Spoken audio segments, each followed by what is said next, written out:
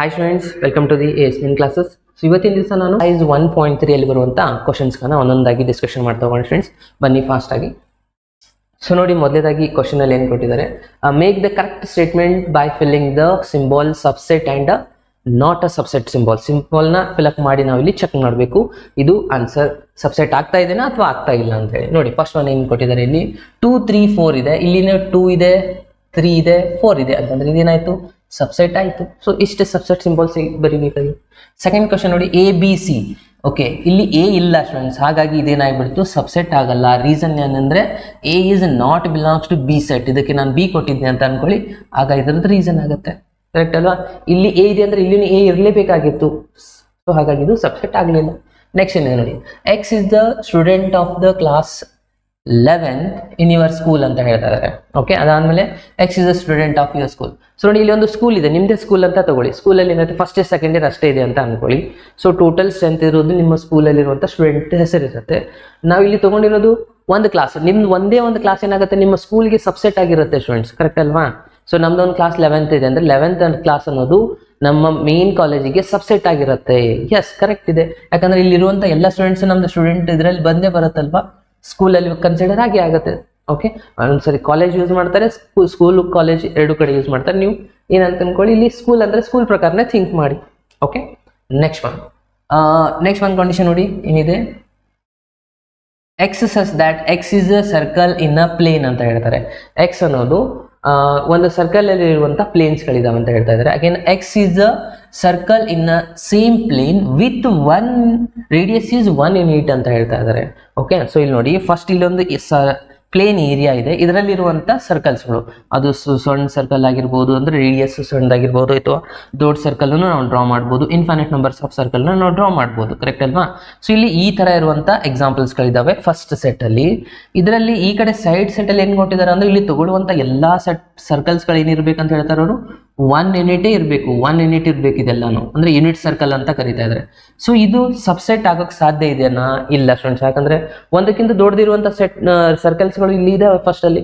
So ಇದು subset ಆಗೋಕ್ಕೆ ಸಾಧ್ಯನೇ ಇಲ್ಲ. ಆದ ಕಾರಣದಿಂದ third one example not a subset. ಇನ್ನು ನೆಕ್ಸ್ಟ್ ಫಿಫ್ತ್ ಒನ್ ಕ್ವಶನ್ ನೋಡಿ ಏನಿದೆ, X is a triangle in a plane ಅಂತ ಹೇಳ್ತಾರೆ. ಅಗೇನ್ ಇದು ಕೂಡ ಅದೇ ತರನಾಗಿದೆ, x is a triangle in a plane, again x is a rectangle in the plane ಅಂತ ಹೇಳ್ತಾ ಇದ್ದಾರೆ. ಸೊ ಇದು ಕೂಡ ಏನಾಗುತ್ತೆ, ಸಬ್ಸೆಟ್ ಆಗೋದಿಲ್ಲ ಸ್ಟೂಡೆಂಟ್ಸ್. ಟ್ರಯಾಂಗಲ್ ಮತ್ತು ರೆಕ್ಟ್ಯಾಂಗಲ್ ಅಂತ ತಗೊಳ್ತಾ ಹೋದರೆ, ಟ್ರಯಾಂಗಲ್ ಜೊತೆನೇ ಕನೆಕ್ಟ್ ಮಾಡ್ಕೋಬೇಕಲ್ವಾ. ಸೊ ರೆಕ್ಟ್ಯಾಂಗಲ್ ಅಲ್ಲಿ ನಾವು ಟ್ರಯಾಂಗಲ್ನ ಡ್ರಾ ಮಾಡ್ಕೋತ ಕೊಡ್ಲಿಕ್ಕೆ ಆಗೋದಿಲ್ಲ. Okay, so next one, x is a equilateral triangle in a plane ಅಂತ ಹೇಳ್ತಾರೆ. ಅಗೇನ್ ಈ ಕಡೆ ಹೇಳ್ತಾರೆ x such that triangles in a same plane ಅಂತ ಹೇಳ್ತಾರೆ. ಓಕೆ, ಸೊ ಇದು ಏನಾಗುತ್ತಪ್ಪ ಅಂದರೆ ಸಬ್ಸೆಟ್ ಆಗುತ್ತೆ ಸ್ಟೂಡೆಂಟ್ಸ್. ಯಾಕೆ ಅಂತಂದರೆ ಇಕ್ಯುಲೇಟರ್ ಟ್ರಯಾಂಗಲ್ ಅನ್ನೋದು ಟ್ರಯಾಂಗಲ್ದು ಸಬ್ಸೆಟ್ ಅಲ್ವಾ, ಅಂದರೆ ಟ್ರಯಾಂಗಲ್ದು ಟೈಪ್ಸ್ ಆಗುತ್ತಲ್ವಾ.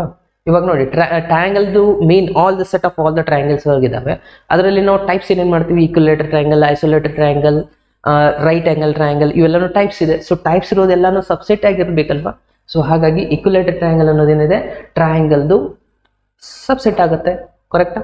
ಎಸ್, ಇದೇ ಎಕ್ಸಾಂಪಲ್ ಈ ಕ್ವಶನ್ ಅಲ್ಲಿ ಏನಾದರೂ ಕೊಟ್ಟಿದ್ರೆ ಕರೆಕ್ಟ್ ಆಗಿರುವಂಥದ್ದು ಸ್ಟೂಡೆಂಟ್ಸ್. ಇದನ್ನ ಏನಾದರೂ ಈ ಕಡೆ ಕೊಟ್ಟು ಇದನ್ನ ಈ ಕಡೆ ಕೊಟ್ಟಿದ್ರೆ ಅಂತ ಅನ್ಕೊಳ್ಳಿ. ಇವಾಗ ಇದನ್ನ ಎರಡು ರಿವರ್ಸ್ ಮಾಡ್ಕೊಳ್ಳಿ.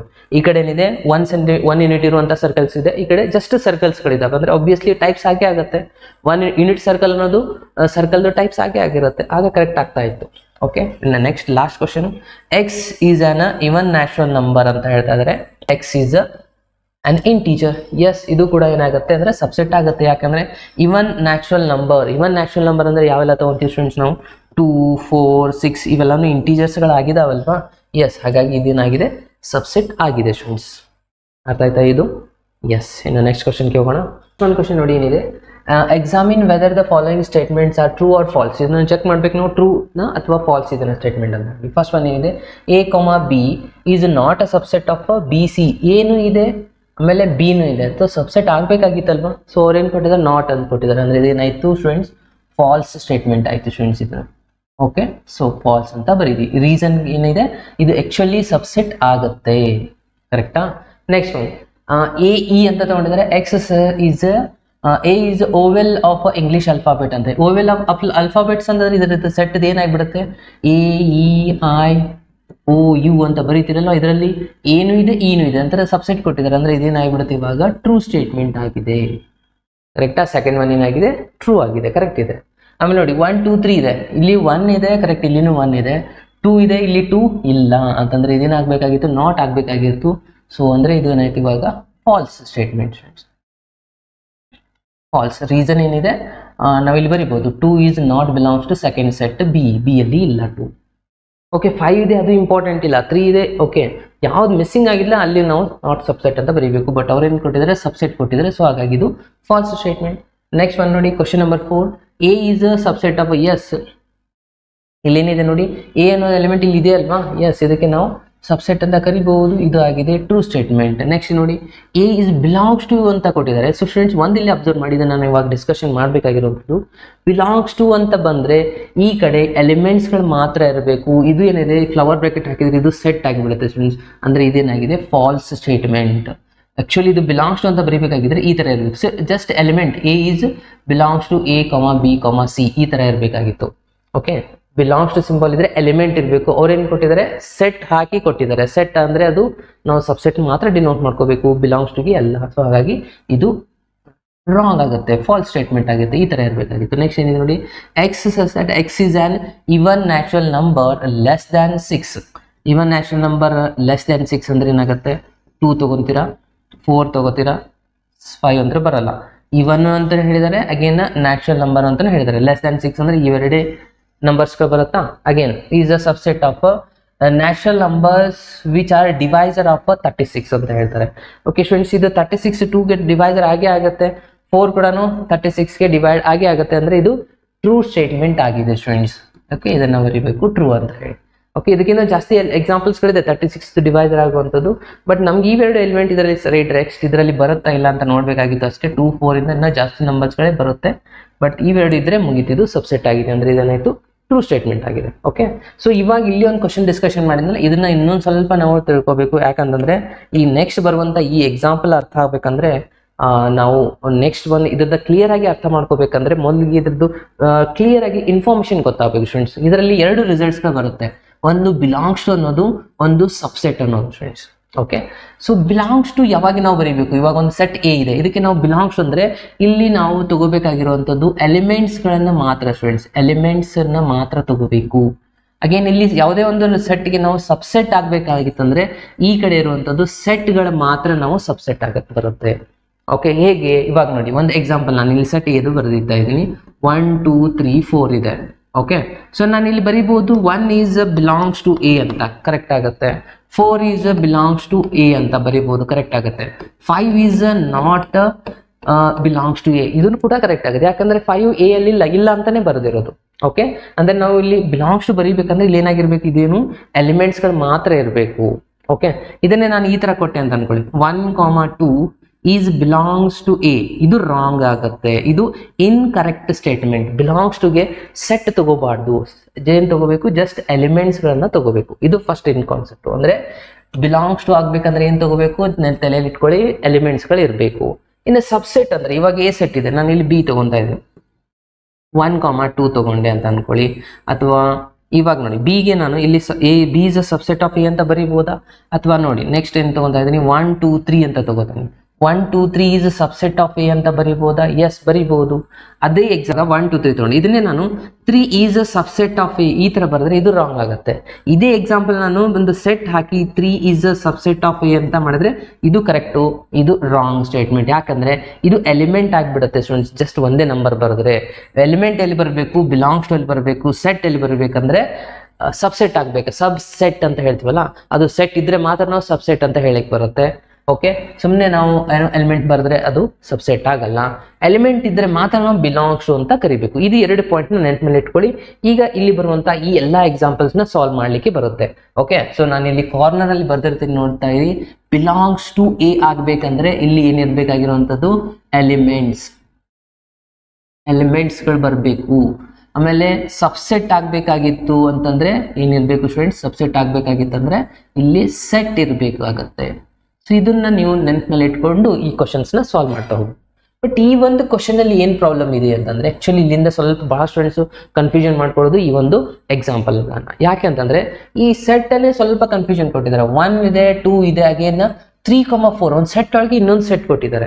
ಸೆಟ್ ಅಲ್ಲಿ ಇನ್ನೊಂದು ಸೆಟ್ ಕೊಟ್ಟಿದ್ರೆ ಇದರ ಅರ್ಥ ಏನಂದ್ರೆ ಇದು ಕೂಡ ಸೆಟ್ ಆಗೋದಿಲ್ಲ ಸ್ಟೂಡೆಂಟ್. ಅದಕ್ಕೆ 3, 4ಗೆ ನಾವು ಸೆಟ್ ಅಂತ ಕರಿಬಾರ್ದು.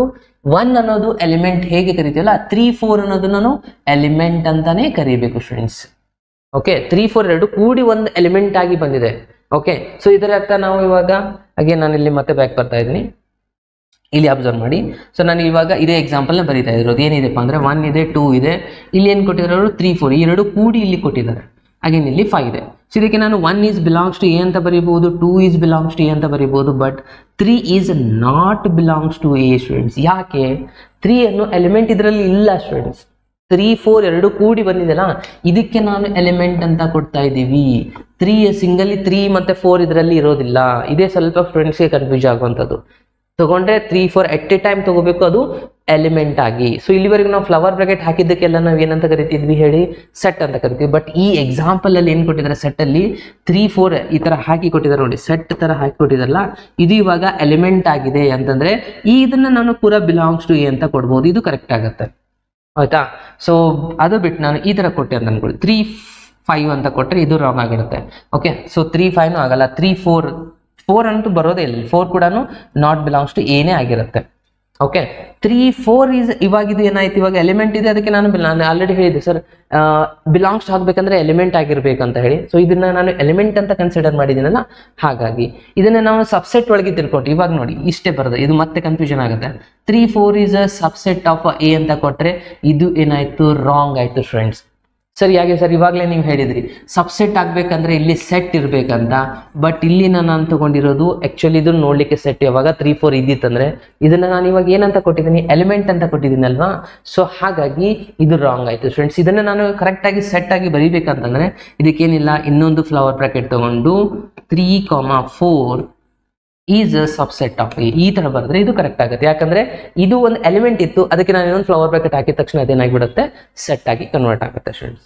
ಓಕೆ, ಸೊ ಈ ತರ ಎಕ್ಸಾಂಪಲ್ಸ್ಗಳು ಇದಾವೆ, ಇಲ್ಲಿ ಒಂದೊಂದಾಗಿ ನೋಡ್ತಾ ಹೋಗೋಣ, ಆಗ ಮತ್ತೆ ಕ್ಲಿಯರ್ ಆಗುತ್ತೆ ನಿಮಗೆ. ಫಸ್ಟ್ ಒನ್ ನೋಡಿ, 3, 4 ಅಂದ್ರೆ ಎಲಿಮೆಂಟ್, ಇದು ಒಂದೇ ತಲೆಯಲ್ಲಿ ಇಟ್ಕೊಳ್ಳಿ. 3, 4 ಈಸ್ ಸಬ್ಸೆಟ್ ಆಫ್ ಎ ಅಂತ ಕೊಟ್ಟಿದ್ರೆ ಇದು ಏನಾಯ್ತು, ರಾಂಗ್ ಸ್ಟೇಟ್ಮೆಂಟ್. ಅಲ್ಲಿ ನೀವು ಬರೀರಿ, ಇದೇನಾಗಿದೆ, ಇನ್ಕರೆಕ್ಟ್ ಆನ್ಸರ್ ಆಗಿದೆ. ಯಾಕೆಂತಂದ್ರೆ 3, 4 ಅನ್ನೋದು ಎಲಿಮೆಂಟ್ ಆಗಿದೆ, ಬಿಲಾಂಗ್ಸ್ ಟು ಎ ಇದೆ ಸ್ಟೂಡೆಂಟ್ಸ್. ಓಕೆ, ಇದು ಎಲಿಮೆಂಟ್ ಆಗಿದೆ. ಸೊ ಹಾಗಾಗಿ ಇಲ್ಲಿ ಸೆಟ್ ತಗೋಬೇಕಾಗಿತ್ತು.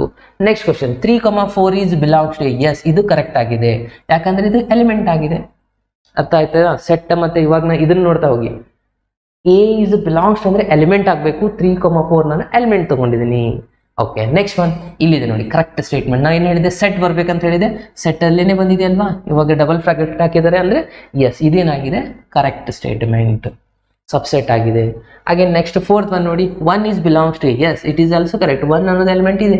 Next 1 is a subset of A, ಇದು ಏನಾಯ್ತು, ರಾಂಗ್ ಆಯ್ತು. ಯಾಕೆಂದ್ರೆ 1 ಅನ್ನೋದೇನಾಗಿದೆ, ಇಲ್ಲಿ ಎಲಿಮೆಂಟ್ ಇದೆ ಸ್ಟೂಡೆಂಟ್ಸ್, ಕರೆಕ್ಟಾ? ಸೊ ಇದನ್ನೇ ನಾನು ಕರೆಕ್ಟ್ ಆಗಿ ಬರೀಬೇಕಾಗಿತ್ತು, ಸಬ್ಸೆಟ್ ಆಗಬೇಕಾಗಿತ್ತು. ಅದನ್ನ ಸೆಟ್ ಒಳಗೆ ಬರ್ಕೊಂಡು ಈ ತರ ಬರೆದಿದ್ರೆ ಇದು ಕರೆಕ್ಟ್ ಆಗಿರೋದು. ಅರ್ಥ ಆಗ್ತಾ ಇದೆ ಅಂತ ಅನ್ಕೋತೀನಿ. ನೆಕ್ಸ್ಟ್ ಒನ್ ಕ್ವಶನ್ ನೋಡಿ, ಏನಿದೆ 6, 1, 2, 5 ಅಂತ ಕೊಟ್ಟಿದ್ದಾರೆ, ಸೆಟ್ ಕೊಟ್ಟಿದ್ದಾರೆ. Yes, it is a correct answer, ಯಾಕಂದ್ರೆ ಇದು ಸೆಟ್ ಅಂತ ನಾವು ಕರಿಬಹುದು. ಓಕೆ, 1 ಸಪರೇಟ್ ಇದೆ, 2 ಇದೆ, 5 ಇದೆ, ಅದರ ಪೂರಾ ಸೆಟ್ ಅಲ್ಲಿ ತಗೊಂಡು ಸಬ್ಸೆಟ್ ಅಂತ ಕೊಟ್ಟಿದ್ದಾರೆ. S, correct. ನೆಕ್ಸ್ಟ್ ಒನ್ ಇಲ್ಲಿದೆ ನೋಡಿ, ಇದೇನಿದೆ ನೋಡಿ ಸ್ಟೂಡೆಂಟ್, ಕ್ವಶನ್ 1, 2, 5 ಅಂತ ಹೇಳ್ತಾ ಇದ್ದಾರೆ. 1, 2, 5 ಅನ್ನೋದನ್ನ ಸೆಟ್ ತಗೊಂಡು ಬಿಲಾಂಗ್ಸ್ ಟು ಅಂತ ಕೊಟ್ಟಿದ್ದಾರೆ. ಇದು ಏನಾಯ್ತು, ರಾಂಗ್ ಆಗುತ್ತೆ. ಯಾಕೆಂದ್ರೆ ಇದೇನಾಗಿದೆ, ಸೆಟ್ ಆಗಿದೆ ಸ್ಟೂಡೆಂಟ್ಸ್. ಸೆಟ್ ನ ನಾವು ಬಿಲಾಂಗ್ಸ್ ಅಂತ ಕೊಡಲ್ಲ, ಅದೇನಾಗಿರ್ಬೇಕು, ಎಲಿಮೆಂಟ್ ಆಗಿರ್ಬೇಕು. ನೀವು ಫ್ಲವರ್ ಬ್ರಾಕೆಟ್ ಯೂಸ್ ಮಾಡಿದಿರಾ. ಸೊ ಇಲ್ಲಿ ಏನಾಗಿತ್ತು ಅಂದ್ರೆ ಇದು ಎಲಿಮೆಂಟ್ ಆಗಿದೆ, ಇದು ಸೆಟ್ ಇದ್ರೂ ಕೂಡ ಎಲಿಮೆಂಟ್ ಆಗಿದೆ. ಬಟ್ ಇದು ಸಿಂಗಲ್ ನಂಬರ್ಗಳಿದಾವೆ, ಅದನ್ನ ಸೆಟ್ ಅಂತ ನಾವು ಆಲ್ರೆಡಿ ಕನ್ಸಿಡರ್ ಮಾಡಿ ಸಬ್ಸೆಟ್ ಕೊಟ್ಟಿದ್ವಿ ಅಂದ್ರೆ ಅದನ್ನ ಬಿಲಾಂಗ್ಸ್ ಕೊಡಲ್ಲ. ನೆಕ್ಸ್ಟ್ ಇದು ನೋಡಿ, 1, 2, 3 ಅನ್ನೋದೇನಾಗಿದೆ, ಎ ಅಲ್ಲಿ ಇಲ್ಲೇ ಇಲ್ಲ, ಕರೆಕ್ಟ್ ಅಲ್ವಾ. ಸೊ ಎ ಅಲ್ಲಿ ಇಲ್ಲ ಅಂದ್ರೆ ಇದೇನಾಗ್ಬಿಡ್ತು, ರಾಂಗ್ ಆಗ್ಬಿಡುತ್ತೆ. ಅಂದ್ರೆ 3 ಅನ್ನೋ 1 ಇದೆ, 2 ಇದೆ, ಬಟ್ 3 ಸಿಂಗಲ್ ಆಗಿ ಎಲಿಮೆಂಟ್ ಆಗಿ ತಗೊಳಕ್ಕೆ ಬರೋದಿಲ್ಲ. ಯಾಕಂದ್ರೆ 3 ಅದರೊಳಗೆ ಇಲ್ಲೇ ಇಲ್ಲ ಅಂತಂದ್ರೆ ಸಬ್ಸೆಟ್ ಆಗೋಕ್ಕೆ ಸಾಧ್ಯನೇ ಇಲ್ಲ ಫ್ರೆಂಡ್ಸ್. ಹಾಗಾಗಿ ಇದು ಇನ್ಕರೆಕ್ಟ್. ಇಲ್ಲಿದೆ ನೋಡಿ, ಇಂಪಾರ್ಟೆಂಟ್, ಇಲ್ಲಿಂದ ಸ್ವಲ್ಪ important. Empty is belongs to A, ಇದು ಏನಾಯ್ತು ಅಂದ್ರೆ ರಾಂಗ್. ಯಾಕೆಂದ್ರೆ ಇದು ಸೆಟ್ ಇದೆ, ಎಂಟಿ ಸೆಟ್ ಅಂತ ಕರಿತೀವಿ, ಕರೆಕ್ಟ್ ಅಲ್ವಾ. ಸೊ ಸೆಟ್ ನ ನಾನು ಬಿಲಾಂಗ್ಸ್ ಟು ಎ ಎಲಿಮೆಂಟ್ ಇದ್ರೆ ಬಿಲಾಂಗ್ಸ್ ಟು ತಗೋಬಹುದು. ಸೊ ಹಾಗಾಗಿ ಇದು ರಾಂಗ್ ಸ್ಟೇಟ್ಮೆಂಟ್. ಇನ್ನು ಲಾಸ್ಟ್ ಕ್ವಶನ್ ನೋಡಿ ಏನಿದೆ, empty set is a subset of every set ಅಂತ ಆಲ್ರೆಡಿ ಸ್ಟಡಿ ಮಾಡಿದ್ವಿ. ಸೊ ಇದು 100% ಕರೆಕ್ಟ್ ಆನ್ಸರ್. ಯಾಕಂದ್ರೆ ಇಲ್ಲಿ ಎ ಇರಲಿ ಬಿ ಇರಲಿ ಯಾವುದೇ ಸೆಟ್ ತಗೊಳ್ಳಿ, ಎಂಟಿ ಸೆಟ್ ಅನ್ನೋದು ಏನಾಗಿರುತ್ತೆ, ಸಬ್ಸೆಟ್ ಆಗಿರುತ್ತೆ ಪ್ರತಿಯೊಂದು ಸೆಟ್ ಜೊತೆ. ಸೊ 100% ಇದು ಕರೆಕ್ಟ್ ಆನ್ಸರ್. ಇಲ್ಲಿದೇನಪ್ಪ ಅಂದ್ರೆ ಇವಾಗಲೇ ಹೇಳಿದೆ ನಾನು, ಇದು ಎಲಿಮೆಂಟ್ ಆಗಿಲ್ಲ. ಇದೇನಾದ್ರೂ ಎಲಿಮೆಂಟ್ ಇದು ಸೆಟ್ ಒಳಗೆ ಇನ್ನೊಂದಿಲ್ಲ ಅಂತಾರ ಈ ತರ ಸೆಟ್ ಏನಾದ್ರು ಕೊಟ್ಟಿದ್ರೆ ಆಗ ಅದು ಎಲಿಮೆಂಟ್ ಆಗ್ತಾ ಇತ್ತು, ಅವಾಗ ಇದನ್ನ ಸಬ್ಸೆಟ್ ಅಂತ ತಗೋಬಹುದು. ಹಾಗಾಗಿ ಇದು ಕೂಡ ಇನ್ಕರೆಕ್ಟ್ ಆನ್ಸರ್ ಆಗಿದೆ. ಇದು ಯಾವಾಗ ನಾವು ಡಬಲ್ ಬ್ರಾಕೆಟ್, ಇದು ಎಂಟಿ ಅಂತಂದ್ರೆ ಏನಪ್ಪಾ, ಈ ತರ ಖಾಲಿ ಜಾಗ ಬರೀತೀವಲ್ವಾ, ಇದಕ್ಕೂ ಎಂಟಿ ಸಿಂಬಲ್. ಇವಾಗ ಇನ್ನೊಂದು ಹೊರಗಡೆ ಒಂದು ಬ್ರಾಕೆಟ್ ಬಂದಿದೆ ಅಂತಂದ್ರೆ ಇದರ ಅರ್ಥ ಏನು, ಇದು ಒಂದು ಎಲಿಮೆಂಟ್ ಆಗಿ ಬಂದಿರಬೇಕು ಸೆಟ್. ಇವಾಗ ನೋಡಿ ಇಲ್ಲಿ ಡಬಲ್ ಬ್ರಾಕೆಟ್ ಯಾವಾಗ ಬಂದಿದೆ, ಡಬಲ್ ಬ್ರಾಕೆಟ್ ಯಾವಾಗ ಬರುತ್ತೆ ಅಂದ್ರೆ ಒಂದು ಸಿಂಗಲ್ ಬ್ರಾಕೆಟ್ ಇದ್ರೊಳಗೆ ಇರಬೇಕು, ರೈಟ್ ಅಲ್ವಾ. ಇದು ಸಿಂಗಲ್ ಬ್ರಾಕೆಟ್ ಎಂಟಿ ಸೆಟ್ ಇದ್ರೊಳಗಿದ್ರೆ ಡಬಲ್ ಬ್ರಾಕೆಟ್ ಹಾಕಿ ಸಬ್ಸೆಟ್ ತಗೊಳಕ್ ಬರ್ತಿತ್ತು. ಸೊ ಅದು ಆ ಥರ ಇಲ್ಲ. ಸೊ ಹಾಗಾಗಿ ಇದು ರಾಂಗ್ ಸ್ಟೇಟ್ಮೆಂಟ್. ಅರ್ಥ ಆಯ್ತಲ್ಲ ಸ್ಟೂಡೆಂಟ್ಸ್? ಸೊ ಈ ತರ ಎಲ್ಲ ಎಕ್ಸಾಂಪಲ್ನ ಅರ್ಥ ಮಾಡ್ಕೋಬೇಕು. ಇದು ಮೇನ್ ಇದು ಅರ್ಥ ಆಯ್ತಂದ್ರೆ ಉಳಿದಿರೋದೆಲ್ಲಾನು ಈಸಿಯಾಗಿ ಅರ್ಥ ಆಗುತ್ತೆ. ಓಕೆ, ಸೊ ನೆಕ್ಸ್ಟ್ ಕ್ವಶನ್ಗೆ ಹೋಗೋಣ. ಓಕೆ ಸ್ಟೂಡೆಂಟ್ಸ್, ನೆಕ್ಸ್ಟ್ ಒನ್ ಏನಿದೆ ನೋಡಿ, question number 4, write down all the subset ಅಂತ ಹೇಳಿದ್ದಾರೆ. ಇದ್ರದ್ದು ಸಬ್ಸೆಟ್ಸ್ನ ಬರೀರಿ ಎಲ್ಲ ಅಂತ ಹೇಳಿದ್ರೆ, ಇದಕ್ಕಿಂತ ಮುಂಚೆ ಒಂದು ಕಾನ್ಸೆಪ್ಟ್ ಇದು ಸ್ಟೂಡೆಂಟ್ಸ್, ಅದು ಡೆಲಿಟೆಡ್ ಆಗಿದೆ, ಪವರ್ ಸೆಟ್ ಅಂತ ಹೇಳಿ. ಪವರ್ ಸೆಟ್ ಅಂತಂದ್ರೆ ಕಲೆಕ್ಷನ್ ಆಫ್ ಆಲ್ ದ ಸಬ್ಸೆಟ್ಗೆ ನಾವು ಪವರ್ ಸೆಟ್ ಅಂತ ಕರಿತಿದ್ವಿ, ಪಿ ಆಫ್ ಎ ಅಂತ ಡಿನೋಟ್ ಮಾಡ್ತೀವಿ. ಬಟ್ ಅದು ಇಲ್ಲ, ಅದರದ್ದೇ ಕಾನ್ಸೆಪ್ಟ್ ಒಂದು ಕ್ವಶನ್ ಇಟ್ಟಿದ್ದಾರೆ. ಇಲ್ಲಿ ಸೆಟ್ ಅಲ್ಲಿ ಒಂದೇ ಎಲಿಮೆಂಟ್, ಇದಕ್ಕೆ ನಾವು ಸಿಂಗಲ್ ಟೋನ್ ಅಂತ ಕರಿತೀವಿ, ಕರೆಕ್ಟಾ? ಸೊ ಇದರದ್ದು ನಾವು ಸಬ್ಸೆಟ್ ನ ಬರೀಬೇಕು. ಫಸ್ಟ್ಗೆ ಏನ್ ಬರೀಬೇಕಪ್ಪ ಅಂದ್ರೆ ಎಂಟಿ ಸೆಟ್ ನ ಬರೀಬೇಕು ಸ್ಟೂಡೆಂಟ್ಸ್, ಯಾಕಂದ್ರೆ empty set is a subset of every set. ಅದಾದ್ಮೇಲೆ ಇದು ಒಂದು ಎಲಿಮೆಂಟ್ ಒಂದಿದೆಯಲ್ಲ ಎ ಅನ್ನೋದು, ಸೊ ಇದೊಂದು. ಸೊ ಈ ಎರಡು ಎಕ್ಸಾಂಪಲ್ಸ್ಗಳು ಇದಕ್ಕೆ ಸಬ್ಸೆಟ್ಗಳಾಗುತ್ತೆ. ನೆಕ್ಸ್ಟ್ ಇಲ್ಲಿ ಎರಡು ಎಲಿಮೆಂಟ್ ಇದೆ ಅಂತಂದ್ರೆ ಫಸ್ಟ್ ನಾನು ಇಲ್ಲಿ ಎಂಟಿ ಸೆಟ್ ನ ಬರದೆ, ಅದಾದ್ಮೇಲೆ ಎ ಒಂದು ಬರೀತೀನಿ, ಬಿ ಒಂದು ಬರೀತೀನಿ. ಒಂದೊಂದು ಸಿಂಗಲ್ ಆಗಿ ಬರೆದ್ರೆ ಇದಕ್ಕೆ ಸಬ್ಸೆಟ್ ಆಗೇ ಆಗುತ್ತೆ. ಆಮೇಲೆ ಎರಡು ಕೂಡಿನೂ ಬರೀಬಹುದಲ್ವಾ. ಸೊ ಅವ್ರೇನು ಪ್ರಾಪರ್ ಸಬ್ಸೆಟ್ ಅಂತ ಕೇಳಿಲ್ಲ. ಸೊ ಹಾಗಾಗಿ ಟೋಟಲಿ 4 ಪಾಸಿಬಿಲಿಟೀಸ್ ಇದೆ. ಇನ್ನು 1 2 3 ಅಂತಂದ್ರೆ ಫಸ್ಟ್ ಇದನ್ನು ನಾನು ಎಂಟಿ ಸೆಟ್ ಇಂದ ಸ್ಟಾರ್ಟ್ ಮಾಡ್ತೀನಿ.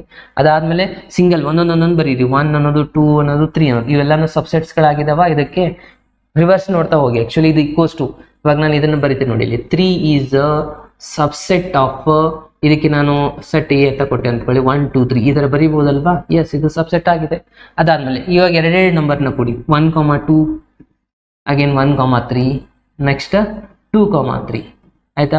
ಸೊ 1 2 ಬರೆದ್ಮೇಲೆ 2 1 ಬರೀಲಿಕ್ಕೆ ಹೋಗ್ಬೇಡಿ, ಎರಡರದ್ದು ಮೀನಿಂಗ್ ಸೇಮೇ ಆಗುತ್ತೆ. ಓಕೆ, ಇದಾದ್ಮೇಲೆ ನೆಕ್ಸ್ಟ್ ಸೇಮ್ ಈಕ್ವಲ್ ಸೆಟ್ ಒಂದಿದೆಯಲ್ಲ 1 2 3. ಇವಾಗ ಕೌಂಟ್ ಮಾಡಿ ಸ್ಟೂಡೆಂಟ್ಸ್, 1 2 3 4 5 6 7 8 ಅನ್ನೋದು ಇದೊಂದು ಆನ್ಸರ್ ಆಗಿರುತ್ತೆ. ಇನ್ನು ಲಾಸ್ಟ್ ಅಲ್ಲಿ ಎಂಟಿ ಸೆಟ್ ಇದೆ. ಸೊ ಎಂಟಿ ಸೆಟ್ ಅಲ್ಲಿ ಏನು ಇರೋದಿಲ್ಲ ಅಂದ್ರೆ ಬರುವಂತದ್ದು ಆನ್ಸರ್ ಯಾವುದು, ಎಂಟಿ ಸೆಟ್ ಅನ್ನೋದೇ ಬರುತ್ತೆ. Empty set is a subset of itself ಇದೆ. ಸೊ ಹಾಗಾಗಿ ಇದರಲ್ಲಿ ಒಂದೇ ಎಕ್ಸಾಂಪಲ್ ಬರುತ್ತೆ. ಓಕೆ, ಸೊ ಇಲ್ಲಿ ನೀವೆಲ್ಲ ಪಾಯಿಂಟ್ ಮಾಡಿದ್ರಲ್ಲ, ಇದರದ್ದು ಒಂದು ಫಾರ್ಮುಲಾ ಇದೆ ಸ್ಟೂಡೆಂಟ್ಸ್. ಆಕ್ಚುಲಿ ಇದು ಡೆಲಿಟೆಡ್ ಅಲ್ಲಿ ಇದೆ. ನಂಬರ್ ಆಫ್ ಸಬ್ಸೆಟ್ ನ ಪಾಯಿಂಟ್ ಮಾಡುವಂತದ್ದು 2n ಫಾರ್ಮುಲಾ. n ಅಂದ್ರೆ ನಂಬರ್ ಆಫ್ ಎಲಿಮೆಂಟ್ಸ್ ಅಂದಾಗ ಸ್ಟೂಡೆಂಟ್ಸ್, ನಂಬರ್ ಆಫ್ ಎಲಿಮೆಂಟ್ಸ್ ಎಷ್ಟಿದೆ ಅದನ್ನ ಬರೆಯೋದು. ಇವಾಗ ನೋಡಿ, ಫಸ್ಟ್ ಅಲ್ಲಿ ಎಷ್ಟಿದೆ ಎಲಿಮೆಂಟ್ಸ್, 1 ಎಲಿಮೆಂಟ್ ಇದೆನಾ, ಅಂದ್ರೆ 2 is equals to 2 answer, 2 answers ಬಂದಿದಾವ. ಅಗೇನ್ ಇಲ್ಲಿ ಎಲಿಮೆಂಟ್ಸ್ ಎಷ್ಟಿದೆ, 2 ಇದಾವೆ, ಅಂದ್ರೆ 2 ಮಾಡಿದ್ರೆ ಎಷ್ಟು ಬರುತ್ತೆ, 4 ಬರುತ್ತಾ. ಸೊ 4 ಎಲಿಮೆಂಟ್ಸ್ಗಳು ಬಂದಿದಾವ. ಎಸ್, ಅಗೇನ್ ಇಲ್ಲಿ ಎಷ್ಟು ಎಲಿಮೆಂಟ್ ಇದೆ, 3 ಎಲಿಮೆಂಟ್ಸ್ಗಳಿದೆ ನೋಡಿ, 1 2 3 ಅಂದ್ರೆ 2 ಕ್ಯೂಬ್ ಮಾಡಿದಾಗ 2 × 2 × 2 ಮಾಡಿದ್ರೆ 8 ಎಲಿಮೆಂಟ್ಸ್ ಬರುತ್ತೆ ಸ್ಟೂಡೆಂಟ್ಸ್. ಚೆಕ್ ಮಾಡಿ, ಇಲ್ಲಿ 8 ಎಲಿಮೆಂಟ್ಸ್ ಬಂದಿದೆ. ಅಗೇನ್ ಲಾಸ್ಟ್ ಒನ್ ನೋಡಿ, ಇದು ಕ್ವಶನ್ ಅಲ್ಲಿ ಕೇಳಿದರೆ 2 ಅಂತ ಇದೆ, ಯಾಕಂದ್ರೆ ಇಲ್ಲಿ ಎಲಿಮೆಂಟ್ಸ್ಗಳಿಲ್ಲ. 2 ಎನಿಥಿಂಗ್ 0 ಅಂದ್ರೆ ಅದರ ಆನ್ಸರ್ ಆಗುತ್ತೆ 1 ಆನ್ಸರ್ ಬಂದಿದೆ. ಓಕೆ, ಇದನ್ನ ಕ್ರಾಸ್ ವೈಸ್ ಚೆಕ್ ಕೂಡ ಮಾಡ್ಕೋಬಹುದು. ಓಕೆನಾ? ಸೊ ಇವಾಗ ನಾನು ನೆಕ್ಸ್ಟ್ ಒಂದು ಕಾನ್ಸೆಪ್ಟ್ಗೆ ಹೋಗ್ತಾ ಇದ್ದೀನಿ. ನೆಕ್ಸ್ಟ್ ಒಂದು ಕ್ವಶನ್ ಏನಪ್ಪಾ ಅಂತಂದ್ರೆ ಇಲ್ಲಿ ಇಂಟರ್ವಲ್ ಕ್ವಶನ್ಸ್ ಬರುತ್ತೆ. ಕ್ವಶನ್ ನಂಬರ್ 5 ಅಲ್ಲಿ. Okay, so right the following as a interval ಅಂತ ಇಲ್ಲೊಂದು ಸೆಟ್ ಬಿಲ್ಡ್ ಫಾರ್ಮುಲಾ ಕೊಟ್ಟಿದ್ರೆ ಇದನ್ನ ನಾವು ಇಂಟರ್ವಲ್ ಒಳಗೆ ಬರೀಬೇಕು. ಇಂಟರ್ವಲ್ ಅಂತಂದ್ರೆ ನೆನ್ಪು ಇಟ್ಕೊಳ್ಳಿ, ಒಂದು ಕ್ಲೋಸ್ಡ್ ಇಂಟರ್ವಲ್, ಒಂದು ಓಪನ್ ಇಂಟರ್ವಲ್. ಕ್ಲೋಸ್ಡ್ ಇಂಟರ್ವಲ್ ಅಲ್ಲಿ ಈ ಎಂಡ್ ಪಾಯಿಂಟ್ಗಳು ಇನ್ಕ್ಲೂಡ್ ಆಗುತ್ತೆ, ಅಲ್ಲಿ ಲೆಸ್ ದ್ಯಾನ್ ಆರ್ ಈಕ್ವಲ್ ಇರುತ್ತೆ. ಓಪನ್ ಇಂಟರ್ವಲ್ ಅಲ್ಲಿ ಜಸ್ಟ್ ಲೆಸ್ ದ್ಯಾನ್ ಸಿಂಬಲ್ ಮಾತ್ರ ಇರುವಂತದ್ದು. ಓಕೆ, ಸೊ ಇಲ್ಲಿ ಅಬ್ಸರ್ವ್ ಮಾಡಿ, ಫಸ್ಟ್ ಒಂದು ಕ್ವಶನ್ ಅಲ್ಲಿ ಏನಿದೆ, X is belongs to -4 include ಇಲ್ಲ, ಜಸ್ಟ್ ಇಲ್ಲಿ ಲೆಸ್ ದ್ಯಾನ್ ಸಿಂಬಲ್ ಇದೆ, ಇಲ್ಲಿ less than or equals to ಇದೆ ಅಂತಂದ್ರೆ -4 ಬರೀತೀರಾ, 6 ಬರೀತೀರಾ.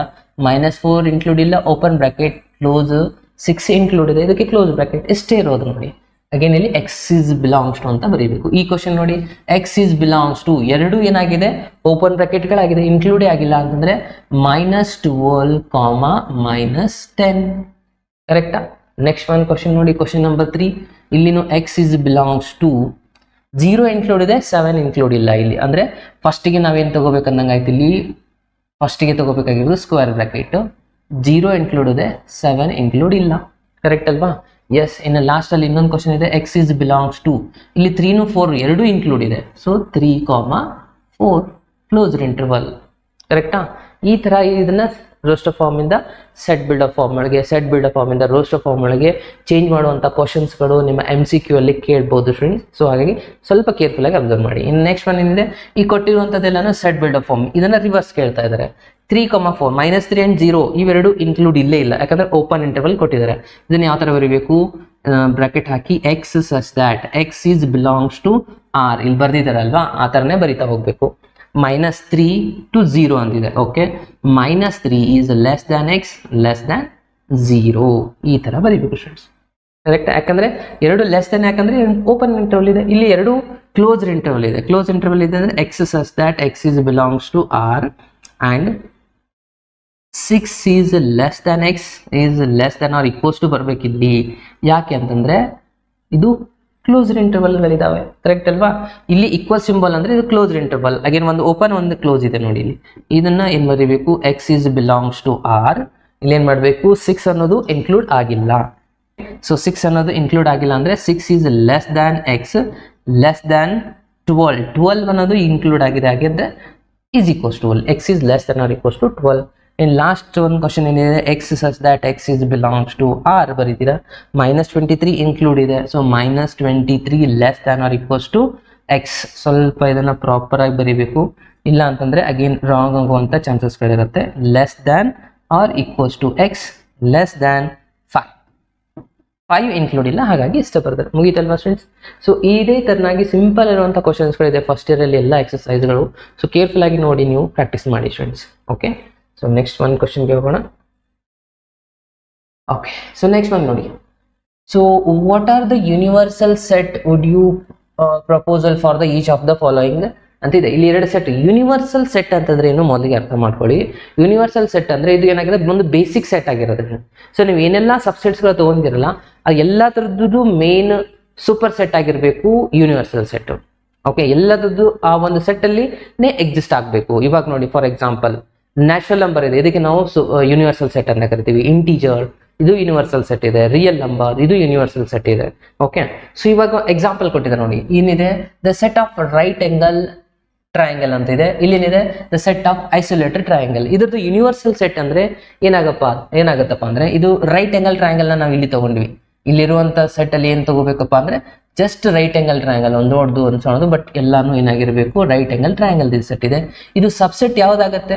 So types of all the set of types, ಇದು ಟೈಪ್ಸ್ ಆಗುತ್ತಲ್ವಾ ಸಬ್ಸೆಟ್. ಇದು ನಾನು ಇಲ್ಲಿ ಏನು ತೋದಿನಿ? Set of all the triangle, ಇಷ್ಟೇ ತೋದಿನಿ. Set of all the triangles ಅಂತಂದ್ರೆ ಇದರಲ್ಲಿ ರೈಟ್ ಆಂಗಲ್ ಬಂತು, ಇಕ್ಯುಲೇಟರ್ ಬಂತು, ಐಸೋಲೇಟರ್ ಬಂತು, ಎಲ್ಲಾನು ಬರುತ್ತಲ್ವಾ. ಅಂದ್ರೆ ಈ ಎರಡೂ ಎಕ್ಸಾಂಪಲ್ದು ಆನ್ಸರ್ ಏನ್ ಬರೀಬೇಕಪ್ಪ ಅಂದ್ರೆ set of all the triangles is the universal set. ಅರ್ಥ ಆಯ್ತಲ್ವಾ? ಅಂದ್ರೆ ಇದ್ರದ್ದು ಆನ್ಸರ್ ಏನ್ ಬರೀಬೇಕು students? U is equals to set of all the triangles ಅಂತಂದ್ರೆ ಇದು ಬಂತು, ಇದು ಬಂತು, ಎರಡರದ್ದು ಆನ್ಸರ್ಸ್ ಇದೇ ಆಗಿದೆ. ಇನ್ ನೆಕ್ಸ್ಟ್ ಒಂದು ಕ್ವಶನ್ ನೋಡಿ. ಇದು ಕೂಡ ಯೂನಿವರ್ಸಲ್ ಸೆಟ್ ಚೆಕ್ ಮಾಡುವಂಥದ್ದು. ಸೆಟ್ ಎ ಕೊಟ್ಟಿದ್ದಾರೆ, ಏನ್ ಹೇಳ್ತಾ ಇದ್ದಾರೆ ಅಂದ್ರೆ 1 2 3 ಕೊಟ್ಟಿದ್ದಾರೆ, ಬಿ ಕೊಟ್ಟಿದ್ದಾರೆ, ಸಿ ಕೊಟ್ಟಿದ್ದಾರೆ. 3 ಸೆಟ್ನ ಇನ್ಕ್ಲೂಡ್ ಮಾಡಿ ಯೂನಿವರ್ಸಲ್ ಸೆಟ್ ಬರೀಬೇಕು. ಓಕೆ, ಸೊ 3 ಸೆಟ್ ಅಂದ್ರೆ ಫಸ್ಟ್ ಅಲ್ಲಿ ಏನಿದೆ? 1 3 5 ಇದೆ, ಇಲ್ಲಿ 2 ಇದೆ, ಇಲ್ಲಿ ಇವನ್ ಇದೆ, ಆಡ್ ಇದೆ. ಅಂದ್ರೆ 1 ಬರೀತೀರಾ, 2 ಬರೀತೀರಾ, 3 ಬರೀತೀರಾ, ಬಟ್ ಇಲ್ಲಿ 0 ಒಂದಿದೆ ನೋಡಿ. ಸೊ ಹಾಗಾಗಿ 0 ಇಂದ ಎಲ್ಲ ಎಲಿಮೆಂಟ್ಸ್ ಮಿಕ್ಸ್ ಆಗಬೇಕು ಈ ಯೂನಿವರ್ಸಲ್ ಸೆಟ್ ಅಲ್ಲಿ. ಸೊ ಹಾಗಾಗಿ 0 ಇಂದ ಸ್ಟಾರ್ಟ್ ಮಾಡಿ, ಅದಾದ್ಮೇಲೆ 1 2 3 4 5 6 7 8 9 10 ಎಕ್ಸ್ಟ್ರಾ ಬಂದರೂ ನಡೆಯುತ್ತೆ. ಬಟ್ ಈ 3 ಎಲಿಮೆಂಟ್ ಏನಾಗಿರ್ಬೇಕು? ಸಬ್ಸೆಟ್ ಆಫ್ ಯೂನಿವರ್ಸಲ್ ಸೆಟ್ ಆಗಿರ್ಬೇಕು. ನೋಡಿ, ಈ ಸೆಟ್ ಏನು ಸಬ್ಸೆಟ್ ಇದೆ, ಯುಗೆ, ಬಿನು ಸಬ್ಸೆಟ್ ಇದೆ, ಸಿನು ಸಬ್ಸೆಟ್.